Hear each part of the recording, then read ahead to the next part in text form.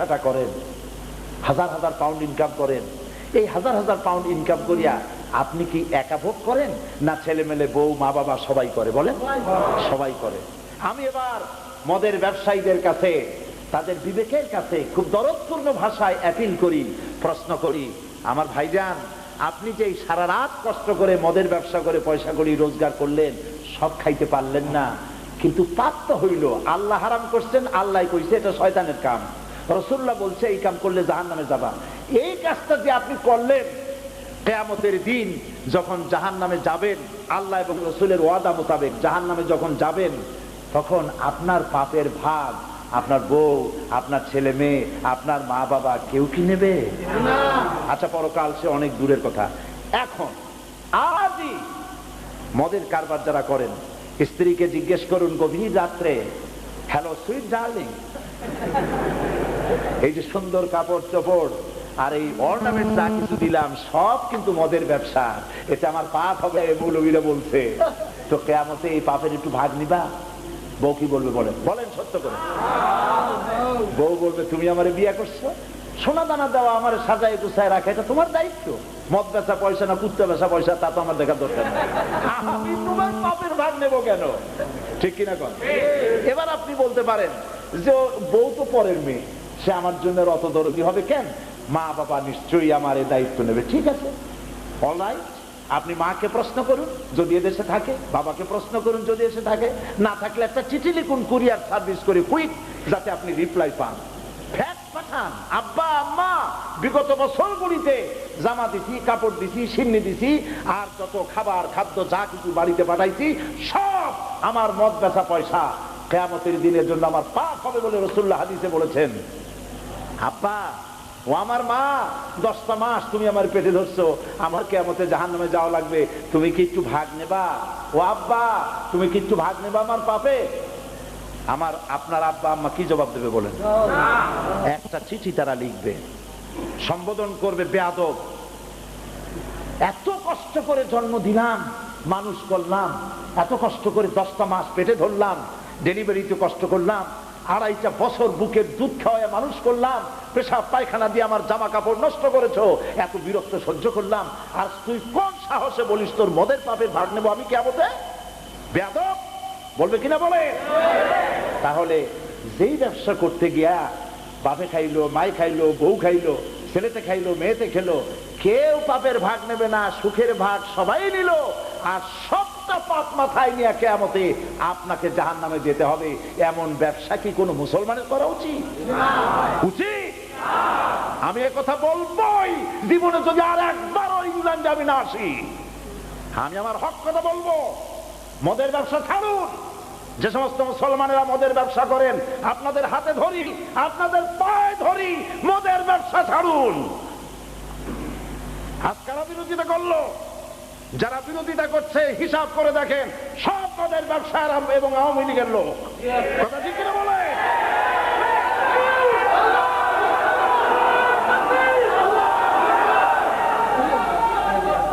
আল্লাহ রাব্বুল আলামিন হেদায়েত নসিব করুন, বলেন আমিন। জোরে বলেন আমিন। আমি আপনাদেরকে আল্লাহর দ্বীনের দিকে দাওয়াত দেই, কোরআনের দিকে দাওয়াত দেই, ভালো হন, সৎ চরিত্রবান হন, আমাকে বাধা দিয়ে কোনো লাভ নাই, কোনো লাভ নাই, আল্লাহর শাস্তি থেকে এড়াতে পারবেন না। আল্লাহ রাব্বুল আলামিন, আজ যেমন এই ভিডিও আছে, আজকে আল্লাহর ক্যামেরাগুলি রাস্তায় ফিট করা ছিল, কারা গালাগালি দিয়েছে, কারা বাধা দিয়েছে, কারা প্রতিবাদ করেছে, প্রত্যেকটি চেহারা আল্লাহর সামনে কিয়ামতে আসামির কাজ করায় দাঁড়াতে হবে।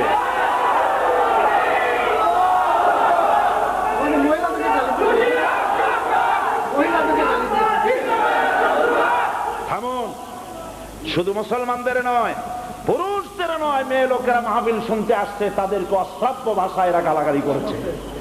আল্লাহ পাক এদেরকে হেদায়েত নসিব করুন।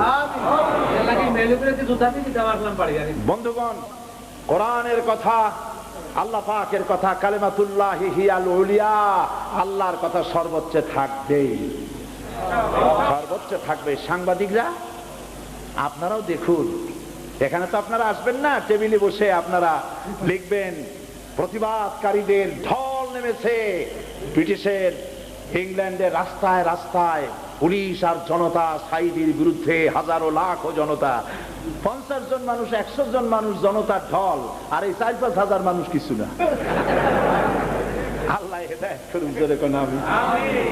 আমার বন্ধুগণ, আল্লাহ রাব্বুল আলামিন বলেন উদখুলু ফিস সিলমি কাফা, পরিপূর্ণরূপী 16 আনা পরিপূর্ণরূপী ইসলামের মধ্যে দাখিল হয়ে যাও।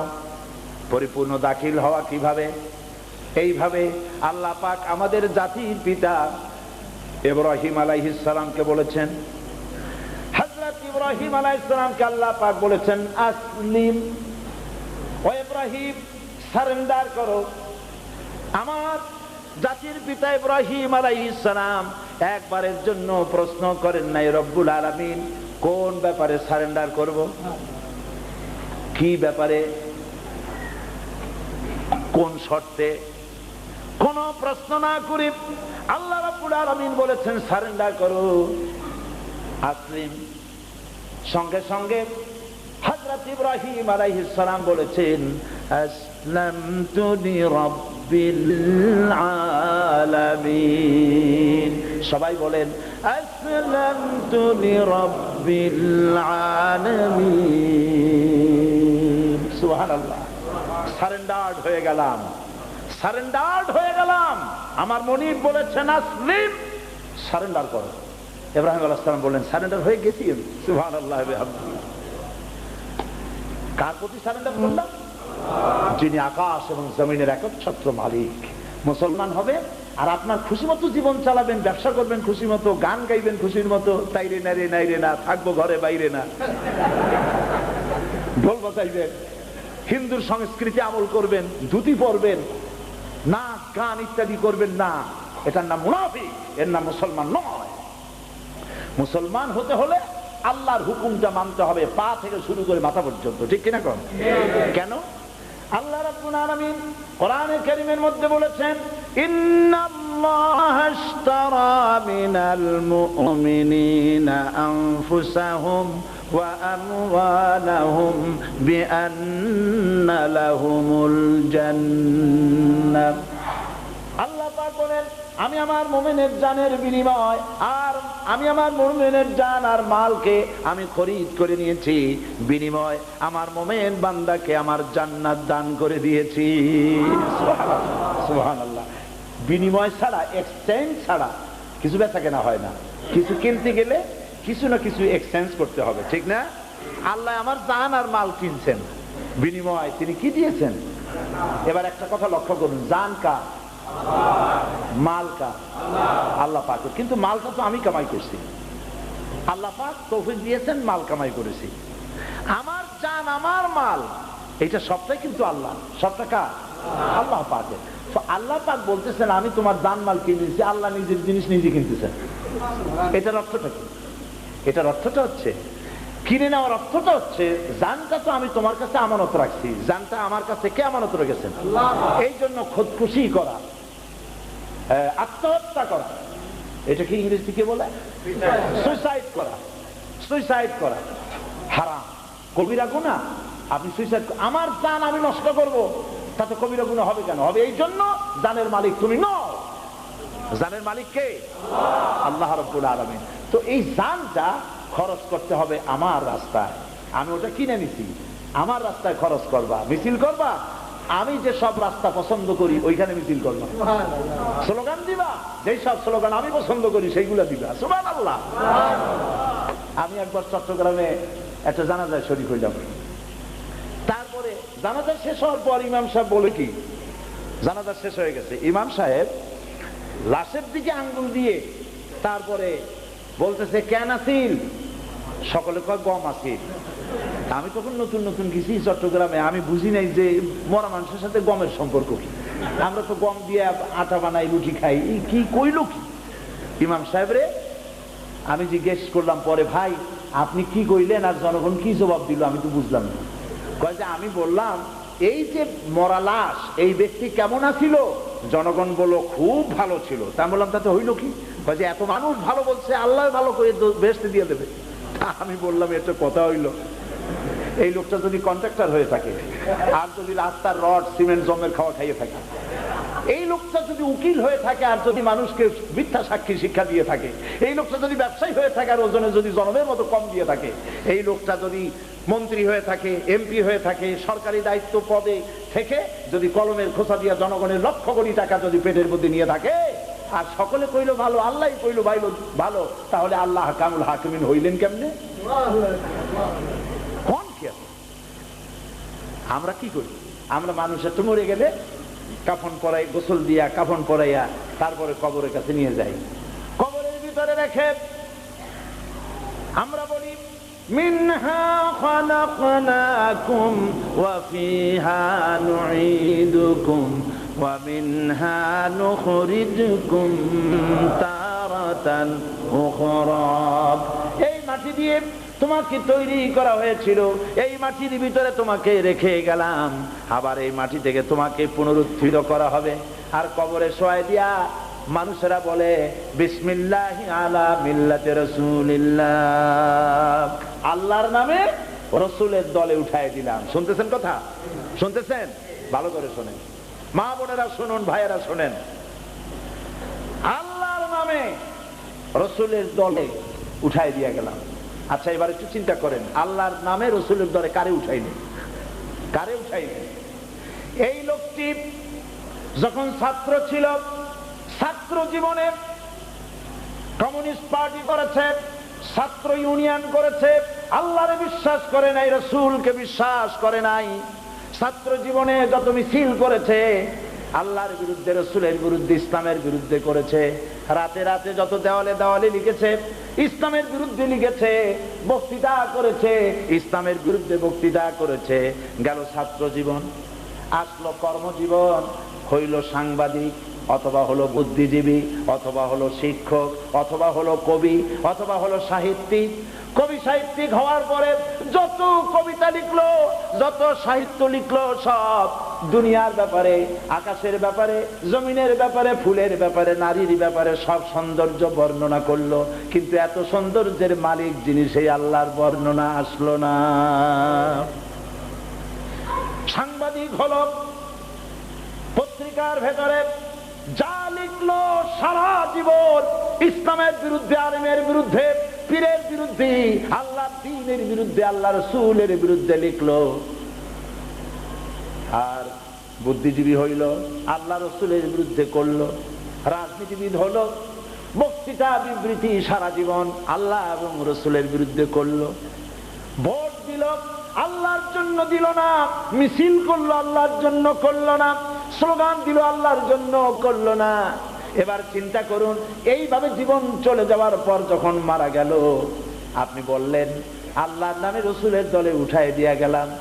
কমন সেন্সের কমন বাদ দিয়া শুধু সেন্স যদি থাকে, তাহলে চিন্তা করেন, যার ছাত্র জীবন আল্লাহর কাজে লাগে নাই, যার কর্মজীবন আল্লাহর কাজে লাগে নাই, যার সাংবাদিকতা আল্লাহর কাজে লাগে নাই, যার ব্যবসা আল্লাহর কাজে লাগে নাই, যার রাজনীতি আল্লাহর কাজে লাগে নাই, যার সমাজনীতি আল্লাহর কাজে লাগে নাই, মিছিল লাগে নাই, মিটিং লাগে নাই, ধর্মনীতি লাগে নাই, রাজনীতি লাগে নাই, নির্বাচন লাগে নাই, টাকা খরচ লাগে নাই, জীবনের একটি কাজ এবং কথা আল্লাহ রাসূলের কাজে লাগলো না। এই মরা লাশটা, জীবন যৌবন সব দিল শয়তানেরে। আর মরার পর মরা লাশটা নিয়ে দিতেন আল্লাহর নামে রাসূলের দলে উঠায় দিয়ে গেলাম। রাসূলুল্লাহর কি ঠেকা পড়েছে, আল্লাহর কি দরকার পড়েছে? যার জীবন কাজে লাগে নাই, তার মরা লাশ দিয়া রাসূলুল্লাহ কি করবেন? কথা কি বুঝে আসছে? কথা কি বুঝে আসছে? একটু জোরে জোরে জিকির করেন, লা ইলাহা ইল্লাল্লাহ, লা ইলাহা ইল্লাল্লাহ, লা ইলাহা ইল্লাল্লাহ, লা ইলাহা ইল্লাল্লাহ, মুহাম্মাদুর রাসূলুল্লাহ। মুসলমান হওয়ার মানে হলো আমার পায়ের আঙ্গুল থেকে শুরু করে মাথার চুল পর্যন্ত, আমার ঘর থেকে শুরু করে রাষ্ট্র পরিচালনা পর্যন্ত সবটা আমার আল্লাহর সামনে মাথা নত করে দিতে হবে। সুবহানাল্লাহ। আমার আল্লাহ যা বলেছেন তার বাইরে আমার যাওয়ার কোনো উপায় নাই, আমার রাসূলুল্লাহ যা বলেছেন তার বাইরে যাওয়ার আমার কোনো উপায় নাই। এর দৃষ্টান্ত আমার আল্লাহ দেখাইছেন ইব্রাহিম আলাইহিস সালামের মাধ্যমে। আল্লাহ বললেন আসলিম, সারেন্ডার করো, উনি বললেন সারেন্ডার করিয়ে দিছি। এখন সারেন্ডার তো করছো, কিন্তু তার দৃষ্টান্ত দুনিয়ার মানুষের সামনে দেখাইতে হবে, কারণ আমি তোমাকে দুনিয়ার নেতা বানাবো। সুবহানাল্লাহ। কারে বলতেছেন আল্লাহ? সারা পৃথিবীর সমস্ত মানুষের নেতা আমি তোমারে বানাবো, কিন্তু তার আগে পরীক্ষা দিতে হবে। ইব্রাহিম আলাইহিস সালাম জানেন না তিনি পরীক্ষায় পাশ করবেন কি করবেন না, এটা কি জানা থাকে নাকি? ছাত্র পরীক্ষা তারা দেয়, রেজাল্ট কি তার জানা নাই? নমরুদ তারা আগুনে ফালাবে, অগ্নিকুণ্ড তৈরি হয়ে গেছে, ইব্রাহিম আলাইহিস সালামের ফালাই দিতেছে, পরীক্ষা শুরু হয়ে গেছে। জিবরাইল এসে হাজির, ইব্রাহিম এক্ষুনি আগুনে পড়বা, পুড়ে ছাই হয়ে যাবা, আমার কাছে সাহায্য চাও, বাঁচাই। আমার জাতির পিতা ইব্রাহিম আলাইহিস সালাম আগুনের ভয় পাইয়া হযরত জিবরাইলের কাছে সাহায্য প্রার্থনা করছিলেন।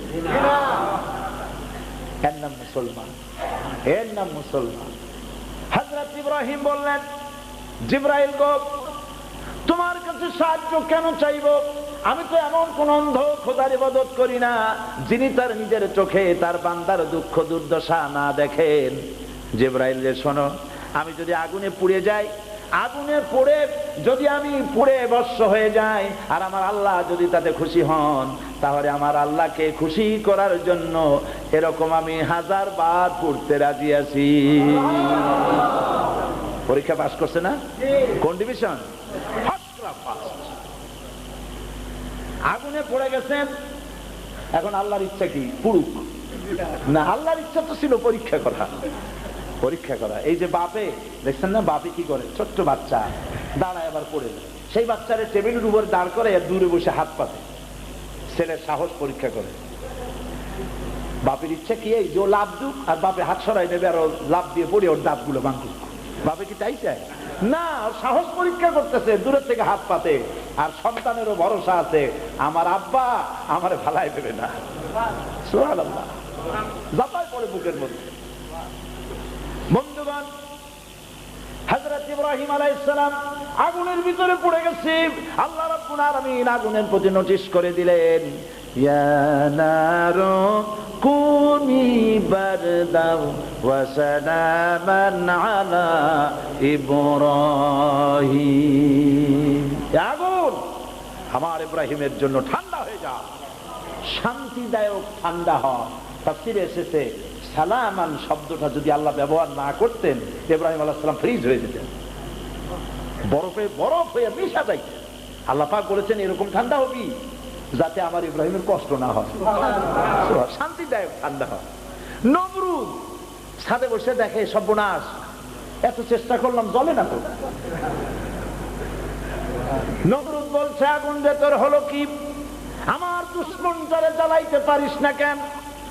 এত পূজা করলাম জাতি নিয়ে, তোর কি দাহ্য শক্তি, জ্বালানো শক্তি বন্ধ হয়ে গেল নাকি?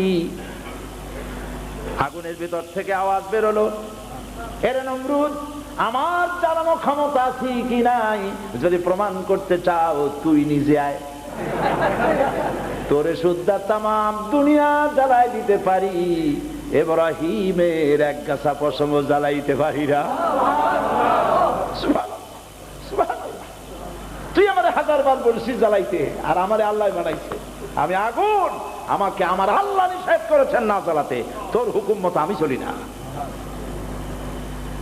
বিশ্বকবি, কবি সম্রাট আল্লামা ইকবাল রহমাতুল্লাহ আলাইহি কি সুন্দর করে বলেছেন, আজ ভি হো जो इब्राहिम का इमाम पैदा आग कर सकती है एक अंदाज गुलिस्तान पैदा।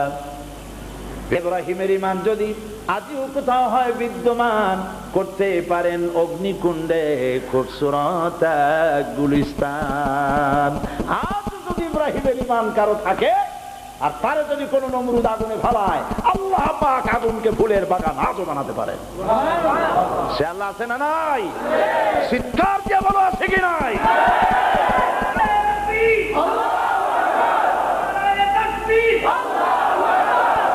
আমার আল্লাহ রাব্বুল আলামিন কোরআনে কারীমের মধ্যে আমাদেরকে শোনায় দিয়েছেন আল্লাহু লা ইলাহা ইল্লা হুয়াল হাইয়ুল কাইয়্যুম। পড়েন সবাই, আল্লাহু লা ইলাহা ইল্লা হুয়াল হাইয়ুল কাইয়্যুম।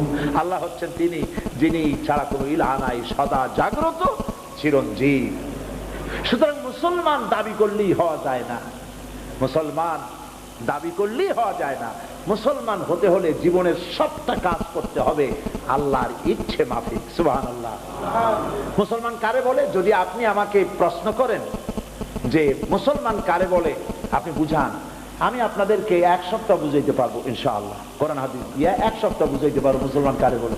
আপনারা বলবেন এক সপ্তাহ তো আমাদের সময় নাই, এক কথায় শুনাইবেন। আমি এক কথায় আপনাদের শুনাইতে পারবো ইনশাআল্লাহ। মুসলমান কারে বলে? এক কথায় শুনুন। মুসলমান তাহাকে বলে যেই ব্যক্তি আল্লাহ যা আদেশ করেছেন, রাসূল যা আদেশ করেছেন, বিনা প্রশ্নে মাথা পেতে দিয়া সব মেনে নেয়। আল্লাহ যা নিষেধ করেছেন, রাসূল যা নিষেধ করেছেন, বিনা প্রশ্নে তার থেকে ফিরে থাকে, এর নাম মুসলমান। বুঝে আসছে কিনা ভাই? বুঝে আসছে কিনা? আল্লাহ আমাদের বুঝান, বলি আমিন। আল্লাহ আমাদের বুঝান, বলি আমিন। আল্লাহ আমাদের হেদায়েত দাও, বলেন আমিন। সুতরাং আল্লাহ পাকের হুকুমকে জীবনের সকল ক্ষেত্রে মানতে হবে, ইসলামের সামনে মাথা নত করতে হবে, অর্থাৎ ইসলামিয়া জীবন বিধান দিয়ে জীবন চালাতে হবে। আল্লাহ রাব্বুল আলামিন বলেছেন, ওয়ামান ইয়াবতাগি গায়রাল ইসলামি দীনান ফালান ইউকবালা মিনহু ওয়া হুয়া ফিল আখিরাতি মিনাল খাসিরিন। যে বা যারা আমি আল্লাহ রাব্বুল আলামিনের দেওয়া জীবন ব্যবস্থাকে ছেড়ে দিয়া মানুষের তৈরি করা মতবাদের প্রতি আনুগত্য করে, মানুষের তৈরি করা আইন এবং কানুনকে মেনে নেয়, কিয়ামতের দিন আমি তার কাছ থেকে ওটা গ্রহণ করবে না, নিঃসন্দেহে সে ক্ষতিগ্রস্তদের মধ্যে শামিল হয়ে যাবে, সে ক্ষতিগ্রস্ত হবে। আমার হুকুম সবটা মানতে হবে, যেমন ইব্রাহিম আলাইহিস সালাম মানছিলেন। কত বড় কঠিন পরীক্ষা ইব্রাহিম আলাইহিস সালাম দিলেন। আল্লাহ বললেন আগুনের পরীক্ষা তো পাস করছেন, আগুনের পরীক্ষা পাস করছেন না? কথা বলেন না কেন? এবার আরো কঠিন পরীক্ষা, এবার আরো কঠিন পরীক্ষা। কি 80 বছর বয়সের সময় বাচ্চা হয়েছে। কে? ইসমাঈল আলাইহিস সালাম। কি সুন্দর চেহারা! আহারে, 80 বছর পর বাচ্চা পাইছে, কলিজাটা ঠান্ডা হয়ে গেছে। কলিজাটা ঠান্ডা কেবল হইল, আর আল্লাহ কইল যে বউ আর বাচ্চা নিয়ে ফালাই দিয়ে আসো, চলে যাও মক্কা নিয়ে তুই আসো। আমরা পারবো? মুসলমান কারে বলে? আহারে, হযরত ইব্রাহিম আলাইহিস সালাম আপনাদের জানা কথা, আমি একটু ঝালাই করতেছি, স্মরণ করাই দিচ্ছি। মুসলমান কারে বলে? হযরত ইব্রাহিম আলাইহিস সালাম নিয়ে গেলেন স্ত্রী আর নবজাতক সন্তান নিয়ে মরুভূমির মধ্যে রাখলেন, একটু পানি আর একটু খাবার দিয়া চললেন। এখানে বাড়ি নাই, ঘর নাই, আর যেমন মক্কা, সুবহানাল্লাহ, কি বিরাট modern city, modern holy city, সুবহানাল্লাহ। মক্কার সাথে আমাদের কলিজা, সুবহানাল্লাহ। আল্লাহর এমন নিয়ামত, মুসলমানদের আল্লাহ যে নিয়ামত দিছে, এমন নিয়ামত পৃথিবীতে আর আছে? কাবা শরীফ, আহা কি মজা! কালো কালো একটা চাদর দিয়ে ঢাকা। আমি দেখি আর বলি যে আল্লাহ, এত রং ফিয়া তুমি এই কালো রংটা পছন্দ করলা। এবড়ো থেবড়ো কতগুলা পাথর দিয়ে সাজানো ছোট্ট একটা ঘর, কি মায়া যে লাগে এই ঘরটা দেখলে। আল্লাহ কইল এই ঘরটা আমার, দুনিয়ার মানুষের এসে ঘরটারে তওয়াফ করো। সেই কবে আল্লাহ ঘোষণা করছেন, মানুষ সমানে যাইতেছে, দিনে যায়, রাত্রে যায়, হজে যায়, উমরায় যায়, রোজায় যায়, জনমের যাওয়া যাইতেছে আর ঘুরতেছে। পৃথিবীতে এত বড় বড় সুপার পাওয়ার একটা ঘর বানাক না। আমেরিকা তার হোয়াইট হাউসের পাশে একটা কালো ঘর বানায়, বলুক যেটা আল্লাহর ঘর, তোমরা এসে তওয়াফ করো। দেখি কার ছাতায় তওয়াফ করতে যায়। যাবে কেউ? কেউ যাবে না। ছোট্ট এই ঘরটি, সুবহানাল্লাহ, আমার কাছে মনে হয় কি জানেন, আমার কাছে মনে হয় যেন পৃথিবীর সব থেকে পাওয়ারফুল ম্যাগনেট দিয়ে এই ঘরটা তৈরি করা হয়েছে। দেখলেই ঘরে বলে আয় আমার কাছে আয়। আরে সুবহানাল্লাহ, মানুষ চতুর্দিকে ঘুরতে থাকে কাবা শরীফে, আর প্রাণ ভরে কাঁদতে থাকে। এটার হিকমতটা কি? হিকমতটা হচ্ছে যে প্রত্যেক ব্যক্তি তার প্রিয়জনকে বুকের সাথে জড়ায় ধরতে পারলে আনন্দ পায়, মনটা শান্তি হয়। হাজারো কষ্ট, হাজারো বেদনা, হাজারো দুঃখ, হাজারো পেরেশানি, প্রিয়জনকে বুকের সাথে ধরতে পারলে, বাবারে, মায়েরে, সন্তানকে বুকের সাথে জড়িয়ে ধরলে কলিজাটা আপাতত ঠান্ডা হয়ে যায়। ঠিক কিনা বলে? এটা সত্য কিনা? এই অনুভূতি কে সৃষ্টি করেছেন? আল্লাহ পাক সৃষ্টি করেছেন। এখন মোমেন বান্দার কাছে সবচাইতে প্রিয় কে? বউ, মা, ছেলে মেয়ে, নাকি কত? আল্লাহ। বলেন তো কে? সেই আল্লাহ ধরা ছোঁয়ার বাইরে, ধরাও যাবে না, ছোঁয়াও যাবে না, গন্ধও পাওয়া যায় না, স্পর্শও করা যায় না, কিন্তু আবেগটা তো আল্লাহ বানাইছেন। বুকের সাথে জড়ায় ধরতে পারলে বড় আনন্দ পাইতাম, মনটা ঠান্ডা হইতো, কলিজাটা ঠান্ডা হইতো। আল্লাহ রাব্বুল আলামিন তার বান্দাদের এই আবেগকে সামনে রেখে আল্লাহ পাক যেন বললেন, বান্দারা আমারে তো ধরা যাবে না, লা তুদরিকুহুল আবসার, কোন দৃষ্টি শক্তি আমারে দেখতে পারবে না। সুবহানাল্লাহ। কোন দৃষ্টি শক্তি আমাকে দেখতে পারবে না, ধরাও যাবে না, ছোঁয়াও যাবে না, তবে আবেগটা তো আমি বানাইছি। এই জন্য আল্লাহ রাব্বুল আলামিন দুনিয়ার মুসলমানদের আবেগের মূল্য দিয়ে নিজের ঘর তৈরি করে দিয়ে বললেন, বান্দারা আমারে পাইলে যেটা করতা সেই আবেগটা আমার ঘরের কাছে গিয়ে আমার ঘরটারে বুকের সাথে জড়ায় ধরে আবেগ পুরা কর। হাজিরা উমরা করতে যারা যায়, হজ করতে যারা যায়, চতুর্দিকে ঘুরে 7টা বার তাওয়াফ করে দরজার কাছে এসে দাঁড়ায় যায়, মুলতাজিমে দাঁড়ায় গেল। সোজা হয়ে দাঁড়াইলে পরে চৌকাঠটা মুখের কাছে এসে পড়ে, বুকটা গিয়ে দেওয়ালের সাথে লাগলো, কাঁদতে থাকে আর বলে, আল্লাহুম্মা ইয়া রাব্বাল বাইতিল আতীক, হে সম্মানিত ঘরের মালিক, দয়া করে আমার আর আমার মা বাপের গর্দানকে জাহান্নামের আগুন থেকে মুক্ত করে দাও। মানুষ এমন কান্দে, শত্রুর বাড়ির কাছে গিয়েও যদি মানুষ কান্দে, শত্রু দরজাটা না খুলে পারে না। এ কি শত্রুর ঘর? কার ঘর? রহমানুর রহিমের ঘর। মানুষ প্রাণ করে কাঁদতে থাকে, কত কথা বলতে থাকে। এই তাওয়াফ যখন করে, ষষ্ঠ তাওয়াফের একটা দোয়া আছে। ষষ্ঠ তাওয়াফের একটি দোয়া আছে। তাওয়াফ করার সময় অর্থ যারা জানে, আমি তো কখনো এই ষষ্ঠ তাওয়াফে চোখের পানি রাখতে পারি নাই। ষষ্ঠ তাওয়াফের দোয়া হচ্ছে, আল্লাহুম্মা ইন্না আলাইয়া হুকুকান কাসীরান ফীমা বাইনি ওয়া বাইনাকা, আয় আল্লাহ তাআলা, তোমার সাথে আমার অনেক দেনা পাওনা আছে, আর তোমার বান্দাদের সাথেও আমার অনেক দেনা পাওনা আছে। তোমার বান্দাদের কাছে আমার যত দেনা আছে ওই দেনাগুলি পরিশোধ করার তৌফিক তুমি আমারে দাও। আর যাদের কাছে আমি দেনা আছি, যারা মারা গেছে, দেনা পরিশোধ করতে পারি নাই, ওই দেনাগুলি পরিশোধের দায়িত্ব তুমি আল্লাহ দিয়ে দাও। আল্লাহ তাআলা, আমার কাছে তোমার দেনা ছিল অনেক, সমস্ত দেনা পরিশোধ করে দিয়েছো। আমারে চোখ দিয়েছো, নাক দিয়েছো, কান দিয়েছো, মুখ দিয়েছো, যৌবন দিয়েছো, বউ দিয়েছো, বাচ্চা দিয়েছো, টাকা দিয়েছো, ব্যবসা দিছো। আমার কাছে তোমার যা দেনা ছিল সব দেনা শোধ করেছো, কিন্তু আমি তো তোমার দেনার কিছুই শোধ করতে পারি নাই। ও মাবুদ, তোমার দেনা শোধ করার একটাই পথ আছে। আয় আল্লাহ রাব্বুল আলামিন, কিয়ামতের দিন তুমি আমারে মাফ করে দিও। সুবহানাল্লাহ। আল্লাহ যেন আজকের মাহফিলে যত মা বোন আসছেন, আজকের মাহফিলে যত পুরুষ এসেছেন, সকলকে কাবা শরীফ তাওয়াফ করার তৌফিক আল্লাহ দিয়ে দিন। কাবা ধরিয়া কানবার তৌফিক আল্লাহ দান করে দিন। আমার জীবনের অনেক আশা ছিল, আল্লাহ তোমার এই ঘরটা তো তোমার এই গুনাহগার বান্দারে কতবার দেখাইছো, আমি হিসাব করতে পারবো না যে কতবার আল্লাহ দেখাইছেন। কোন কোন বছর 3 বার 4 বার আল্লাহ নিছেন, কিন্তু আল্লাহর ঘরের মধ্যে ঢুকতে পারি নাই। আমার চোখের সামনে কত রাজা বাদশাহ ঘরের মধ্যে ঢুকলো, আমি বাইরে দাঁড়াই এতিমের মতো কাঁদছি, আল্লাহ আমি একটা অযোগ্য মানুষ, তোমার ঘরটার মধ্যে যদি একটু ঢুকতে পারতাম। কোনো চান্স পাই না, বছরের পর বছর চলে যায়। ইরাক আর কুয়েতের যুদ্ধ শুরু হলো। বাদশাহ ফয়সাল, বাদশাহ ফাহাদ সারা পৃথিবী থেকে 400 স্কলারকে দাওয়াত দিলেন মীমাংসা বৈঠক মক্কায়, যুদ্ধবিরতি, যুদ্ধের মীমাংসা বৈঠক। সেই বৈঠকে পৃথিবী থেকে 400 স্কলারদের দাওয়াত দিলেন। আমি তো কোনো স্কলারে পড়ি না, আমি একটা ভাঙ্গা ছেঁড়া মানুষ। বাদশা আমাকেও দাওয়াত দিলেন।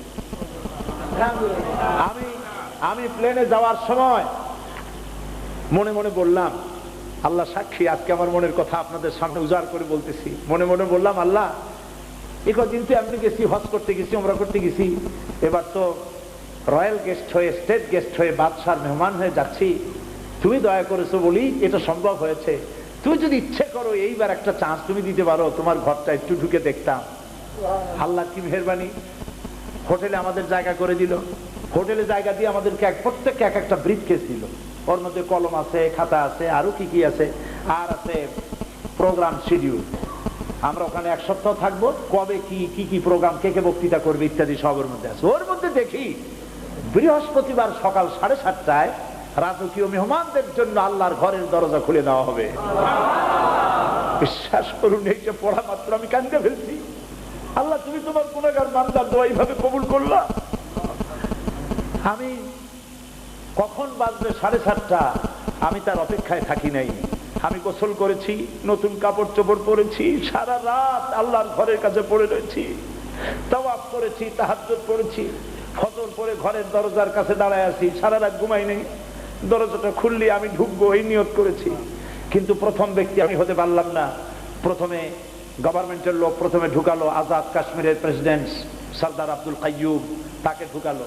2 নম্বরে ঢুকালো আফগানিস্তানের মুজাহিদ কমান্ডার আব্দুর রাব আস-সাইয়াদ আর-রাসূল, তাকে ঢুকালেন। 3 নম্বরে আল্লাহ পাক আমাকে চান্স দিলেন। ঘরের মধ্যে ঢুকলাম। এখন তো কাবা চতুর্দিকে, বাইরে যখন থাকে তখন কাবা যেদিকে আপনি সেদিকে ফিরে নামাজ পড়বেন, কিন্তু ভিতরে ঢুকলে চারদিকে কাবা। রাসূলুল্লাহ চারদিকে ফিরে নামাজ পড়েছেন। আমি দুরাকাত করে নামাজ চারদিকে ফিরে পড়ে সেজদায় পড়ে গেলাম। আধা ঘন্টা সেজদায় পড়ে থাকলাম। বললাম, আল্লাহ দয়া করে যখন এই ঘরে ঢুকাইছে এই শরীরটার জন্য জাহান্নামের আগুন আরম্ভ করে দিও। আমি আমার বাবার জন্য দোয়া করলাম, আমার দেশের জন্য দোয়া করলাম, যদ্দূর মনে পড়লো সকলের জন্য দোয়া করলাম। দোয়া করে আমার মনের মধ্যে হঠাৎ চিন্তা আসলো যে এই ঘরের মধ্যে 22-23 জন লোক একসঙ্গে ঢুকতে পারে, এর বেশি পারে না। মানুষ তো 400 লোক ঢুকাবে, আমি যদি এত সময় নেই তাহলে অন্যের উপরে জুলুম হবে। এই কথা মনে করে আমি মাথা উঁচু করেছি। পাশে দেখলাম রাজশাহী বিশ্ববিদ্যালয়ের vice chancellor doctor M A বারী, তিনিও আমার পাশে ছিলেন। দেখি বুড়া মানুষ, তার দাড়িগুলি ভিজে ভিজে পানি পড়তেছে, চোখের পানি। আমারে বললেন তাকায় দেখেন। আমি তাকাইলাম আল্লাহর ঘরের দরজার দিকে। দরজাটা ভিতরে খোলা, 22 মণ সোনা দিয়ে তৈরি করা আল্লাহর ঘরের দরজা। দরজার দিকে তাকালাম, দেখি সেখানে লেখা আছে ওয়াকালা রাব্বুকুম উদউনি আস্তাজিব লাকুম।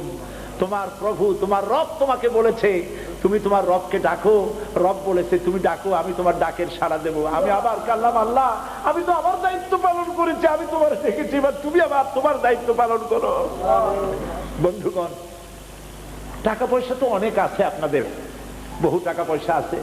হলিডে করতে আমেরিকার হলিডে করার জন্য সিঙ্গাপুর, ব্যাংকক না গিয়া টাকা যাদের আছে হজ করবেন। আর রমজান মাস আসলে রোজার মাসে ওমরা করতে যাবেন। রাসূলুল্লাহ বলেছেন রমজান মাসে যে ওমরা করলো সেজন্য আমার সাথে হজ আদায় করলো। রমজান মাসে কোরআনের তিলাওয়াত, হাফেজ সাহেব অর্থাৎ মসজিদে নববীর ইমাম, মসজিদে হারামের ইমাম যখন তেলাওয়াত করে, আপনাদের ভাগ্য ভালো, এই মসজিদে হারামাইনুশ শরীফাইনের শাইখুল হারামাইনুশ শরীফাইন আব্দুল আজিজ আব্দুল্লাহ সুবাইলি, যিনি এই মসজিদের উদ্বোধন করেছেন, কাবার ইমাম, আলহামদুলিল্লাহ। কাবার ইমাম আব্দুর রহমান আস-সুদাইলি, গতবার আমি যখন হসপিটালে ছিলাম তখন তিনি এখানে ইশার নামাজ আদায় করেছেন। আলহামদুলিল্লাহ বলবেন না? কারে কয় ইমাম? সুবহানাল্লাহ। আল্লাহর ঘরের ইমাম কি হাবিজাবি মানুষ হয় নাকি? রাসূলুল্লাহর মসজিদের ইমাম কি হাবিজাবি মানুষ হয় নাকি? সুবহানাল্লাহ। কি চেহারা আর কি তার গলার আওয়াজ! গোটা হারাম মানুষ কাঁদতে থাকে রমজান মাসে। সুবহানাল্লাহ। আল্লাহ আপনাদের তৌফিক দিন যাতে আপনারা রমজানে যাইতে পারেন। আমিন। ভালো করে কোন আমিন। আমিন। কোথা থেকে কোথায় আসছি? হযরত ইব্রাহিম আলাইহিস সালাম কি আল্লাহ রাব্বুল আলামিন ওই জায়গায় রাখবার জন্য বলে দিলেন যেখানে ঘর নাই, বাড়ি নাই, পানি নাই। বললেন বউ বাচ্চা সেখানে রেখে আসো। হযরত ইব্রাহিম আলাইহিস সালাম বউ বাচ্চা নিয়ে ফালায় দিয়া রওনা করতেছেন। হযরত হাজেরা প্রশ্ন করলেন, প্রাণের স্বামী ইব্রাহিম, এই জায়গায় ফালায় ধুয়ে যাও কই? আমি কি অন্যায় করছি? আমার অপরাধটা কি? আমার বাচ্চাটা